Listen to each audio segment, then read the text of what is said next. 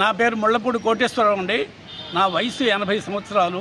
నేను retired principal Navodaya విద్యాలయంలో retired ప్రిన్సిపల్గా చేసి నేను మధురవాడలో కాపురం ఉంటున్నానండి. నేను నా భార్య కూడా. మాది స్వస్థలం శ్రీకాకుళం జిల్లా పొందూరు మండలం తండ్యాం గ్రామం అండి.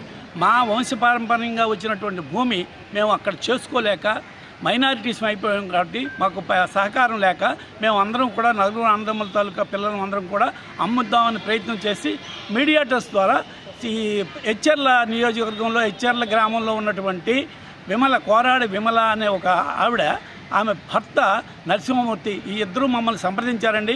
మేము కొనుక్కుంటాం 11 ఎకరాల 35 సెంట్లు అండి. అది మేము కొనుక్కుంటామని వారు వచ్చారు. అయితే సరే వాళ్ళకి మాకు టర్మ్స్ కుదిరాయి, మీరు కొనుక్కోండి, కానీ 6 నెలల్లో మాకు రిజిస్ట్రేషన్ చేయాలి, 6 నెలల్లో మాకు పిల్లల పెళ్ళిళ్ళు ఉన్నాయి, అవి రిజిస్ట్రేషన్ చేసుకోకపోతే మేము చాలా ఇబ్బంది పడిపోతామని అప్పుడే అన్నాం. కానీ రిజిస్ట్రేషన్ చేసుకుంటామండి తప్పకుండా అన్నారు. కానీ ఆనాటి నుంచి సుమారుగా 1.5 ఇయర్ మమ్మల్ని తిప్పి నానా బాధలు పెట్టి రిజిస్ట్రేషన్ చేయించుకోకుండా ఇష్టం వచ్చినట్టుగా మాట్లాడి మేము ఇష్టం వచ్చినట్టు మాకు అగ్రిమెంట్ ఉందండి, మేము అగ్రిమెంట్ కూడా రిజిస్ట్రేషన్ అవ్వలేదండి. కానీ మాకు అగ్రిమెంట్ చేసుకున్నారు కదా, మేము అవకాశం ఉండేటప్పుడు చేసుకుంటామని దౌర్జన్యంగా మాట్లాడేవారు.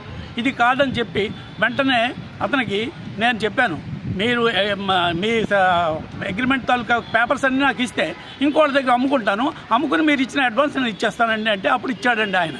పేపర్స్ అన్నీ నాకు ఇచ్చాడు. ఇచ్చిన తర్వాత నేను రెండో పార్టీకి అమ్ముకున్నానండి.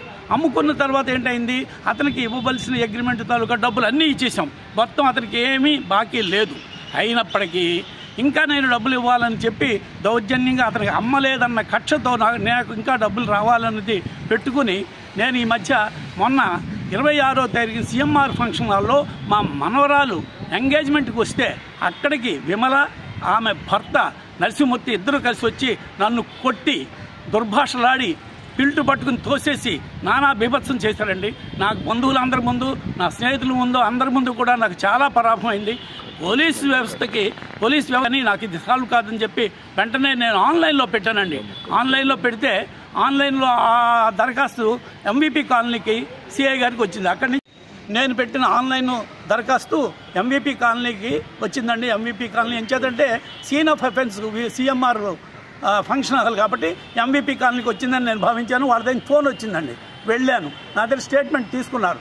నేను పూర్తిగా అమౌంట్ అంతా ఇచ్చేసానని చెప్పాను. తర్వాత వారిని కూడా అవతల పార్టీని కూడా పిలిచారు. ఈ సిఎంఆర్ ఫంక్షన్ హాల్లో నన్ను కొట్టడం, చాలా అన్యాయంగా కొట్టడం, బీభత్సంగా మాట్లాడడం, నా కోడల్ని లంజకూతుర అని తిట్టడం, ఇన్ని చేస్తుంటే మేము అప్పుడు భయపడిపోయి వెంటనే మా కోడలు కారు ఎక్కించి నన్ను తీసుకువెళ్ళిపోయిందండి. తర్వాత సిఐ గారు పిలిస్తే వెళ్ళాను. వెళితే అక్కడ నా విషయాలన్నీ నేను ఖచ్చితంగా చెప్పాను.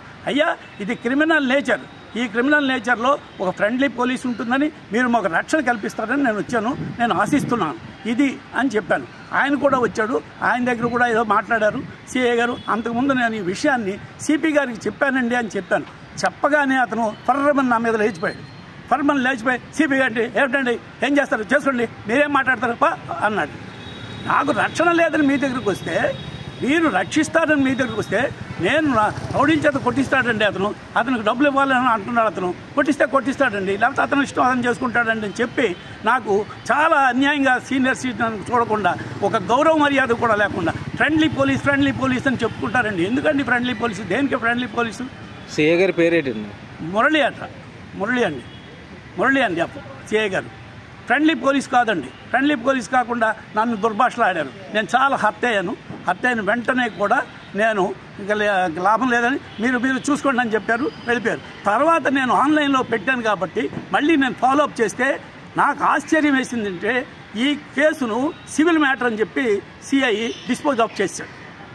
సివిల్ మ్యాటర్ అవుతుందండి. నన్ను కొట్టడానికి వచ్చి కొట్టి చంపడానికి ప్రయత్నం చేసి చేతులెత్తి ఫిల్ట్ పట్టుకుని నానా బెత్తం, రేపు రౌడీలతో కూడా కొట్టేస్తాడు. నాకు రక్షణ ఎక్కడుందండి? సీనియర్ సిటిజన్కి రక్షణ ఎక్కడుంది? ఇవన్నీ పేపర్ వరకేనా? మాకు రక్షణ కావాలని పోలీసు వాళ్ళ దగ్గరికి వస్తే రౌడీల చేత కొట్టిస్తాడండి. ఆయన కొట్టిస్తే మీరు భరించాలి, ఆయన డబ్బులు ఇవ్వాల్సి వస్తే. లేకపోతే ఆయన ఇష్టం వచ్చిన పని ఆయన చేసుకుంటాడు, మీ ఇష్టం వచ్చిన పని మీరు చేసుకోండి. ఇదండి చెప్పవలసిన రీతి, ఇదే పద్ధతి. నేను ఒక ఎడ్యుకేటెడ్, ఒక నవోదయ ప్రిన్సిపల్ చేశాను. ఎందరో మంది అధికారులు నేను తయారు చేసిన ఈ సమాజానికి. అయితే నా మీద ఇటువంటి కక్షపూరితమైన ఆ పార్టీతో అతను కొల్లుడు అయ్యాడేమో అని కూడా నాకు అనుమానంగా ఉందండి. నేను వెంటనే సిపిఐ గారికి మళ్ళీ కంప్లైంట్ ఇవ్వదలుచుకున్నాను.